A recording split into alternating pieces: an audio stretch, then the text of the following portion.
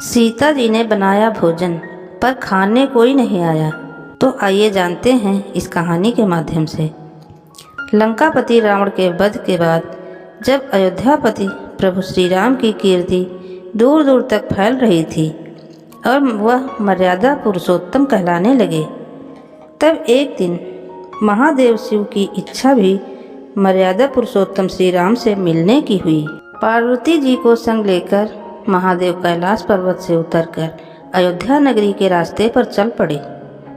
भगवान शिव और माँ पार्वती को अयोध्या आया देखकर श्री सीताराम जी बहुत खुश हुए।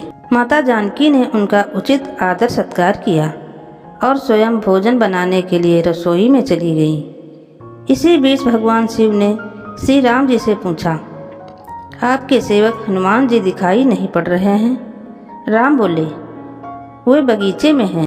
शिव जी ने श्री राम जी से बगीचे में जाने की अनुमति मांगी और पार्वती जी का हाथ थाम कर बगीचे में आ गए। बगीचे की खूबसूरती देखकर उनका मन मोहित हो गया। आम के एक घने वृक्ष के नीचे हनुमान जी दीन दुनिया से बेखबर गहरी नींद में सोए थे और एक लय में खर्राटों से राम नाम की ध्वनि उठ रही थी।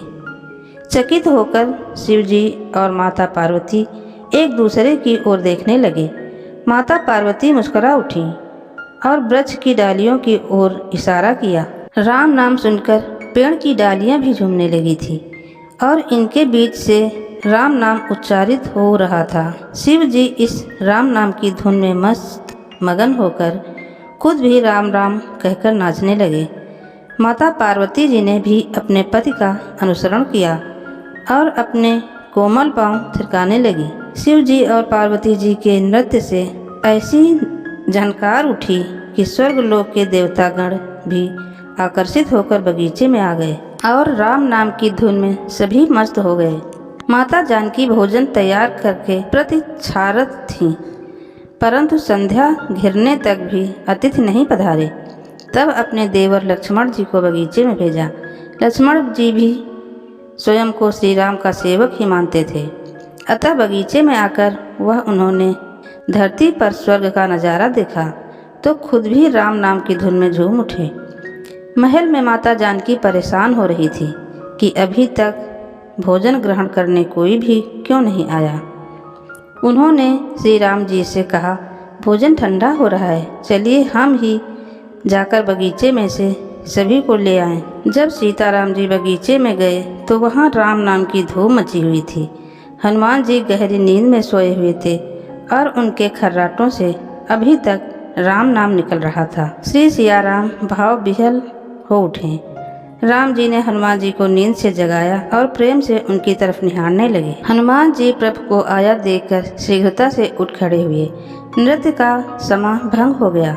शिव जी खुले कंठ से हनुमान जी की राम की भक्ति की सराहना करने लगे। हनुमान जी संकुचाए लेकिन मन ही मन खुश हो रहे थे। श्री सियाराम ने भोजन करने का आग्रह भगवान शिव जी से किया। सभी लोग महल में भोजन करने के लिए चल पड़े। माता जानकी भोजन परोसने लगी। हनुमान जी को भी श्री राम जी ने पंक्ति में बैठने का आदेश दिया। हनुमान जी बैठ तो गए, परंतु आदत ऐसी थी कि राम जी के भोजन करने के उपरांत ही सभी लोग भोजन करते थे। आज श्री राम के आदेश से पहले भोजन करना पड़ रहा था। माता जानकी हनुमान जी को भोजन परोसती जा रही थी, पर हनुमान का पेट ही नहीं भर रहा था। सीता जी कुछ समय तक तो उन्हें भोजन परोसती रहीं, फिर समझ गईं इस तरह से तो हनुमान जी का पेट नहीं भरेगा।